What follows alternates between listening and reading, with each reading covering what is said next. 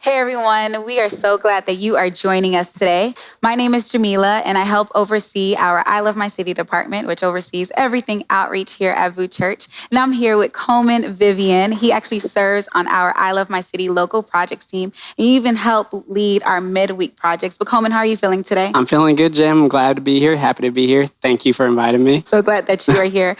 But hey, 2020, it was a difficult year for most of us. And in 2020, we actually lost two key leaders, pillars in the civil rights movement, one being C.T. Vivian.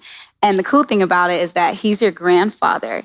And so today we're going to have a conversation just about his life, the impact it has made on our nation back then, currently, and what's to come for our nation and our church. But Coleman, how about you tell us a little bit about your grandfather? Yeah, of course. Like you said, Reverend Dr. C.T. Vivian. It stands for Cordy Tyndall. But yeah, he was a huge part of the civil rights movement. He's most famous for being the director of affiliates for the Southern Christian Leadership Conference, which, as you probably know, is MLK Jr.'s primary organization throughout the civil rights movement. So he got to start desegregating Peoria, Illinois in the 1940s, well before the primary civil rights movement. He helped desegregate Nashville, Tennessee.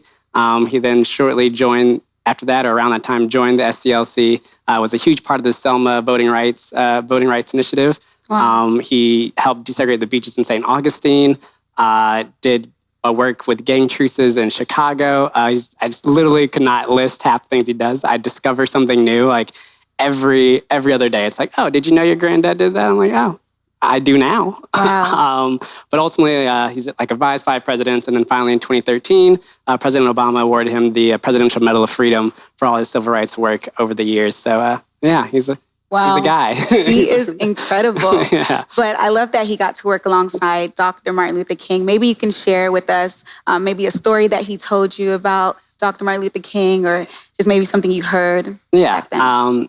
It's weird. I grew up hearing the stories. I would say probably maybe 15, 16. I was just being a good grandson, listening to the stories. And I don't know, something clicked. He was just, because he called him Martin. He just casually calls him Martin. And it was that moment, and he's probably said it plenty of times before, but that moment, it kind of just shifted. And I was like, oh, he had it like that. He was in the inner circle. It was not just this work relationship. It was a friendship, a brother. And so it was really interesting to see his stories weren't let me tell you about all this great work I did. It was let me tell you about how me and my friends and the people I did life with changed the world. Wow. So it was it's really cool to see. And I think the closest time I got a real glimpse into it is Selma, the movie Selma in 2015. So the family got a special viewing and I got to sit next to him while we watched the movie and just kind of seeing his face light up with joy while he watched these moments, or kind of break in tears during the hard parts. When MLK Jr. gets assassinated and him watching that, or during a mistake, you just see the pain in his face, and it was oh, you lived that. I just got to see him live it, out through the screen. It was super interesting and fascinating to see. Wow. Incredible, man. Just hearing all the things that he was able to do for our country. And because of him, we're able to vote today. And I just want to hear just a little bit about just how you and your family are able to stand on his shoulders and the impact he has made on this country, and maybe how that has impacted you as an individual. For sure. I think it's surreal sometimes. Sometimes you feel dang, I'm never going to live up to that level. But it is crazy that everyone thinks, talks about their family and how they I'm here because of what they did. And it's there's such a tangible way to see it. We're here having this conversation, 2 Black people at a church pastored by a white guy. And in his time, that wouldn't have happened. Wow. But now it's normal. It's natural.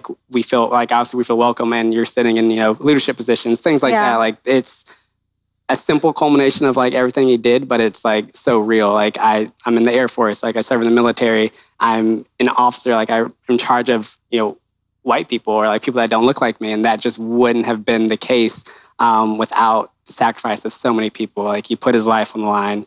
I wouldn't say casually, but over and over again, right? Just willingly, just so that we could be here right now. Wow. So it's super cool. And then even my dad, my granddad started a business, diversity consultant business, to kind of help corporate America figure out how to best have an environment that is conducive towards diversity and inclusion. Yeah.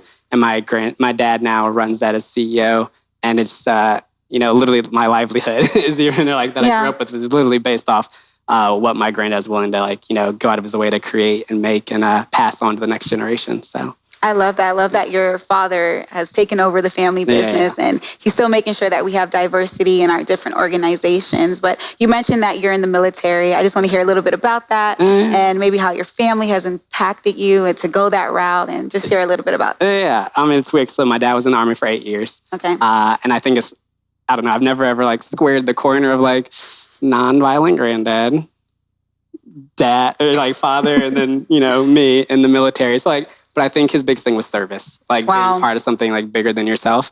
So I think that's always kind of where it all intersected, right? Yeah. So yeah, I never thought I was gonna be in the military. I told my dad all the time growing up, no way I'm ever gonna be in the military. And true to form, God thinks he's funny, because he is. And so here I am now, almost 8 years in the military, loving it for the most part.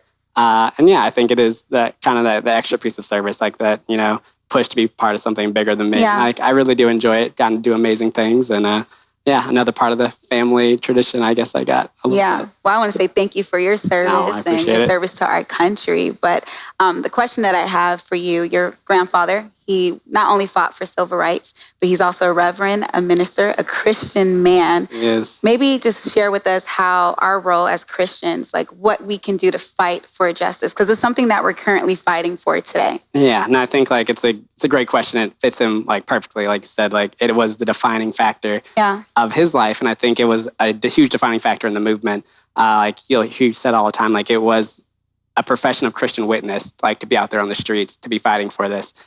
So to answer your question, I'm going to steal words from him, because who better to beg, borrow, and steal from when it comes to this topic than the man himself. So he just recently, he wrote a book in 1970 called Black Power and the American Myth. I figure show it to the screen, right? That's how that works.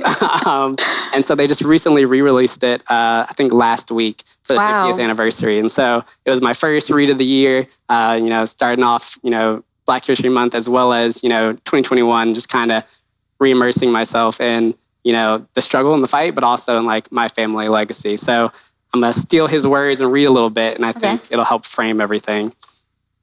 So he says, individual churchmen joined us. The institutional church remained an inflexible bastion of the status quo.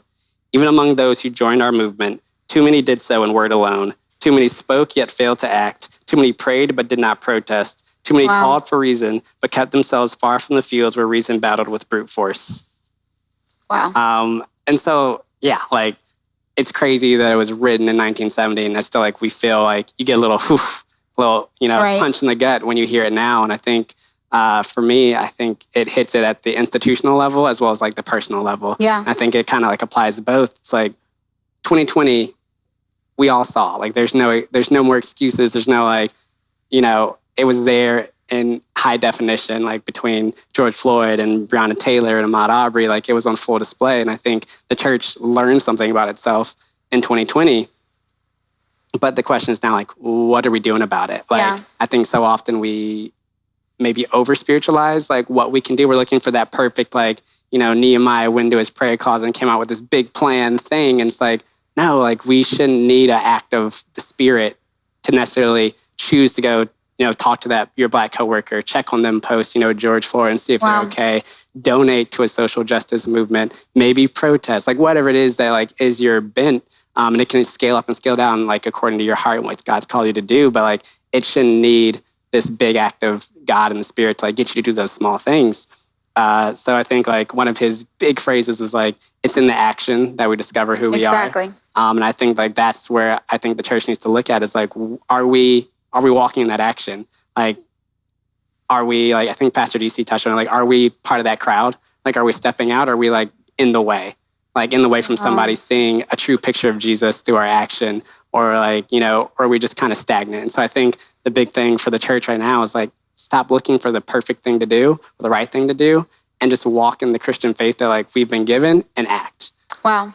I love that. I love that you said it's in the action that, yes, it's great that we're praying. It's great that we're, sending a text message to a friend, but it's in the action. It's actually going to that extra step and actually stepping out for justice and fighting for justice. And I love that your grandfather, who is a reverend, who is a minister, a man of God, actually lived that out, that it was his way of serving, just like you're serving our country in the same way with your father. Like his way of serving was putting others before himself and wanting the best, not just for you and not just for your family, but for everyone in this country. And so I think that I'm empowered by that and impacted by that, okay, the way that I, as a Christian woman, I can fight for justice is by actually putting it into action and just serving in different ways and reaching out to organizations and giving back. And I love that we get to do that at VOUS Church, right? Yeah, for sure. Through I Love My City, like we're partnering with local organizations. Some of them are Black organizations, some of them are not, but we still get to work together for the common goal to see a change in our city. And so if we want to see a change in our nation, especially when it comes to things regarding justice, we have to put it into action. Yeah, for sure. Sure. And like I said, I loved being here. Like, honestly, like I would say it was post George Floyd when I sent you that huge Word document, like, how can I love my city affect social justice? Blah, blah, blah. And I love it because you guys have not let me like sit on my hands. Like, I feel like I blacked out when I typed that email, but like, here we are now. Like you guys have been like, oh, well, you wanted to do something, like, here, have you signed up for this service project and have you done this? And so like, I do think like this is a great place to like help live that out, right? I think VOUS has shown that you can live that out and that you can do it not just like through your church, but also like of your own accord and of your own like personal conviction. So now like I'm grateful to be here, grateful for the conversation, grateful for VOUS being like a framework to kind of help me move in that action. Well, thank you. Thank you for sharing today. Thank you for just telling the story of your grandfather, Reverend C.T. Vivian. I've learned a lot about him, and I am thankful for him. I'm thankful for the many others he got to serve with, like Dr. Martin Luther King, and I'm thankful for you and the way that you serve. So just thank you for just sharing just all the knowledge that you have about him. And thank you all for joining us today. I hope that you were truly impacted by today's conversation.